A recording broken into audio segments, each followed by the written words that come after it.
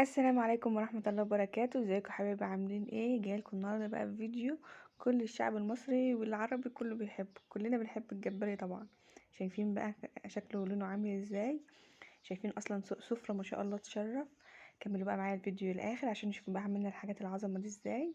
واللي ما اشتركش لسه في القناة يشترك وفعلوا زر الجرس على الكل عشان كل حاجة بعملها لكم بعملها جديدة توصل لكم اول باول. يلا بقى نسمي بسم الله ونشوف بقى السر والتكات والحاجات الحلوة كده اللي خلت الأكل يطلع ما شاء الله، شكله ما شاء الله يفتح النفس كده.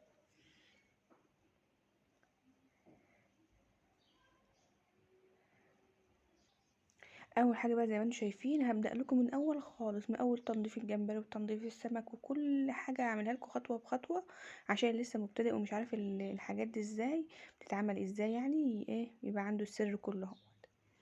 زي ما انتم شايفين قدامكم دوت، ده نص كيلو جمبري كنت جايباه عامل 110. همسكه بقى اهوت. الأول هعمل ايه؟ بنقص بقى اللي هي الحاجات اللي نازله منه ديت،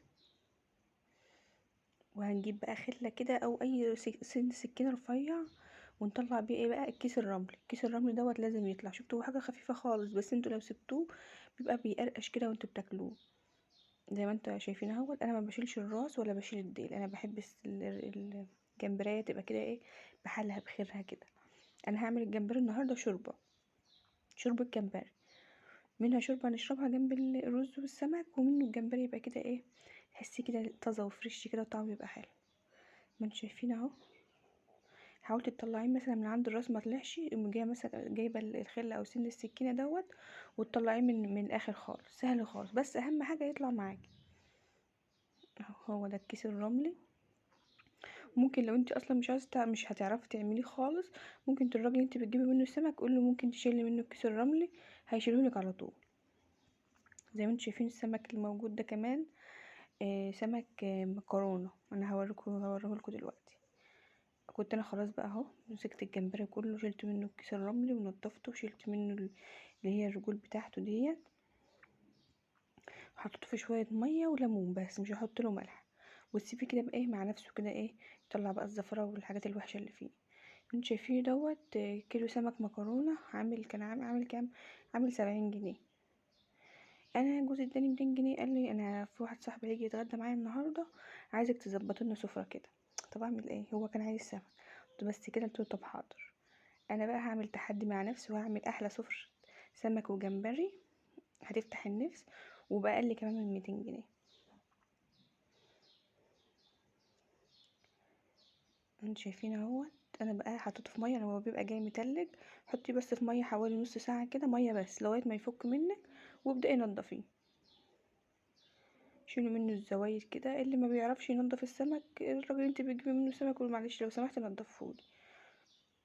ما شاء الله كانت كلها بطروخ من جوه. انا بحب البطروخ قوي بتاع السمك دوت. بمسكه بقى ايه، احط شويه ملح كده وشويه كمون صغيرين، واقوم جايه حاطه له دقيق وقلياه، بيبقى طعمه تحفه. شيلوا بس منه الحاجات اللي هي الزياده ديت اهو. ده الكافيار اللي بيقولوا عليه. امسكه بقى انضفه كده بالراحه برضو، واحطه في ملح وليمون لغايه ما طعمه لغايه ما لونه بقى يبقى حلو كده وخلاص. وابدا بقى نشوف هنعمل ايه تاني. يعني اهم حاجه في السمك الميه بالليمون. تنقعي في شويه كده بشويه ميه بليمون كده، مش شرط ملح. هو مش زي الفراخ، لا اهم حاجه بالنسبه له الميه والليمون. وتسيبي بقى الزفره اللي فيه تطلع كده مع نفسها. كل ده احنا لسه ما تبلناش السمك ولا عملنا فيه اي حاجه، بس لازم الاول نطلع الزفره اللي فيه. جبت بقى ايه كبه عندي صغيره كده، جبت حطيت فيها قرن فلفل اخضر وقرن فلفل احمر وشويه ملح.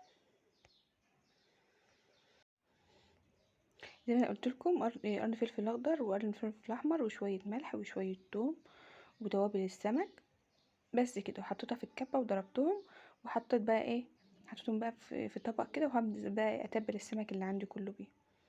تبلت السمك اهو، هحطه في جنب. يسيبوا بقى ايه، احلى حاجه تاكلي سمك لما يبقى واخد التتبيله بتاعته كده حلو. يعني مش تجيب السمك وتتبليه وتقليه في ساعتها، لا، هاتي السمك وتبليه وسيبيه ساعه ساعتين كده، هتاكلي السمك طعمه تحفه.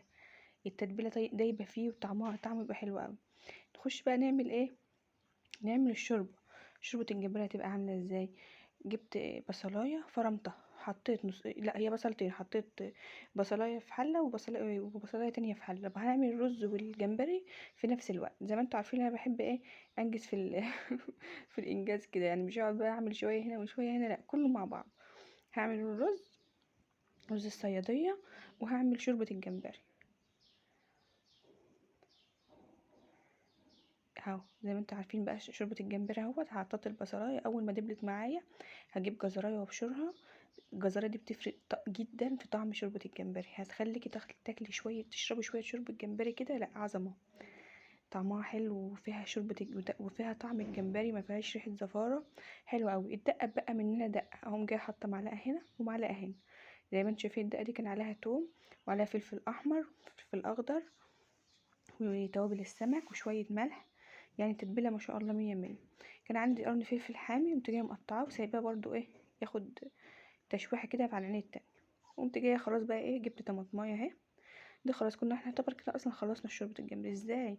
هي ديت الخلطه اللي بنعملها، وبعد كده هنزود الميه، وبعد كده هنعمل ايه، هنحط الجمبري. مفيش اسهل من شوربه الجمبري. زي ما انتم شايفين اهوت. قمت جايه بقى ايه، حاطه شويه ملح، شويه توابل السمك، شويه كمون، وسبتهم برضو ايه مع نفسهم على نار هاديه. كده خلاص البصل كان خلاص احمر معانا اهو. هسيبه بقى مع نفسه، وهندخل بقى هنا ايه، خلاص احنا خلصنا. هنزود الشرب الميه للشوربه، واول ما تغلي هنقوم جاي نازلين بالجمبري. كده احنا نعتبر خلصنا الجمبري. هنا الرز اهوت.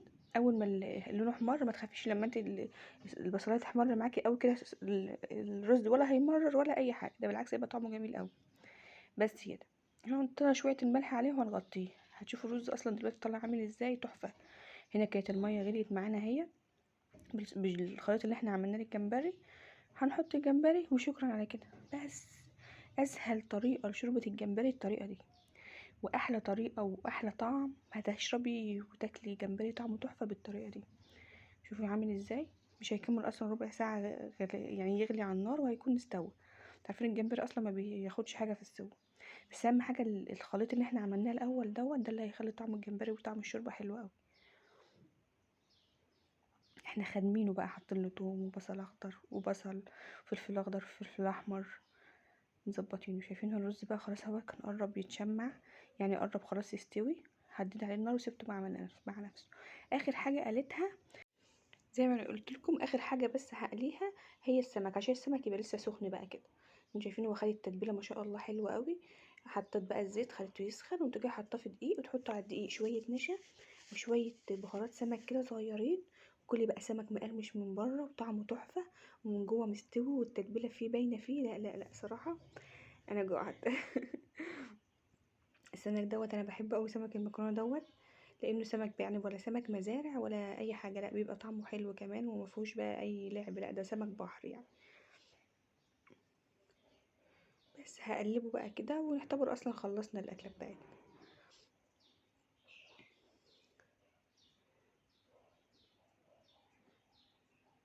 الرز شايفين الرز عامل معانا ازاي، ده رز صياديه. هو بصل وزود له الميه بتاعته ورز، بس اكتر من كده مفيش. عملت بقى طبق سلطه عظمه بقى، قطعت بصلايه، جزرايه، شويه خضره، طماطمايه. حطيت بقى كان باقي شويه تتبيله من تتبيله السمك اللي انا كنت عاملاها في الكبه ديت، حطيتها عليهم، عصره ليمونه. وبقى ايه، اكله ما شاء الله تحفه. شوفوا بقى يعني اكله اقل من 200 جنيه. دلوقتي احنا لو هنجيب فرخه ما شاء الله، انتوا عارفين شايفين الفرخه اصلا هتوصل بقد ايه، فرخه لوحدها هتقطع لها 200 جنيه. دوت باقل من 200 جنيه عملت عزومه اكله سمك تحفه. نعمل بقى الطحينه. انا الطحينه بعملها بالطريقه دي على طول.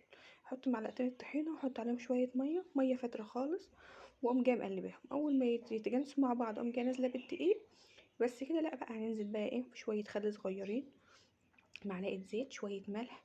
زي ما احنا شايفين بقى اهوت. حطينا بقى تتبيله السمك، وهنحط بقى شويه شطه وشويه زيت وخلاص. يبقى عملنا الطحينه ازاي، معلقتين الطحينه دوبناهم في شويه ميه، وبعد ما دابوا حطينا عليهم شويه معلقتين الدقيق، وحطينا بقى شويه زيت، شويه خل، شويه شطه وملح، شويه بهارات من بتاعه السمك كده، وبتاكلي بقى احلى طبق طحينه تحفه. كده خلاص بقى، كنت خلاص انا هغرب بقى الاكل. طلعت بقى الشوربه اهي. قلت بقى ايه، اطلع الاول الجمبري كده الاول لوحده في طبق، وبعد كده اصفي الشوربه ديت واحطها بقى ايه في حاجه بقى تتشرب فيها، اطباق، كوبايات، زي ما انت بتحبي تقدمي قدمي. شايفين ما شاء الله. يعني نص كيلو جمبري ب110، وعمل طبق جمبري محترم، يعني حاجة كده تشرف كده قدام اي ضيوف. ما شاء الله، شايفين طعمه اصلا ولونه، ولا لا صراحة جربوا الوصفة من اول خالص، من اول ما عملت الشوربة بتاعة الجمبري، من اول ما حطيت البصل والطماطم والجزر وكده، جربوها كده هتعجبكم قوي. جبت بقى صفيت الشوربة اهوت، وهنزل بقى عليها ايه بالراحة كده. انا حبيت احطها في كوبايات، ما حبيتش احطها في اطباق، تبقى سهله كده بقى بيتشرب بالمعلقه. لا، الواحد يمسك المج كده بتاع الطبق الشوربه دوت ويشربه كده، عظمه بقى. شايفين بقى الجمال. يعني هستنى بقى ان شاء الله اللي يعجبه الفيديو يكتب لي في التعليقات. هستنى بقى، لسه مشتركش في القناه يشترك وفعلوا زر الجرس على الكل.